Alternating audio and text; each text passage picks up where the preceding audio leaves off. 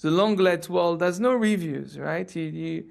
It's okay, you're just a tenant and you take it, and we're not like that. So you arrive in the apartment, when you get a rental, you don't get anything. You get a welcome box, you get a candle, you get you're taken care of as a guest, not as a tenant, and so customer is king, and customer is king, applies to that business as well. So we're very much listening to what tenants want. We ask them their opinion. What would they like more of? It's kind of this relationship where we're really trying to please them just the same way you would do in the short let sectors. It's really putting the customer at the heart of the relationship, isn't it? In a way that perhaps traditional build to rent might put the asset investor owner at the heart of the relationship rather than the actual person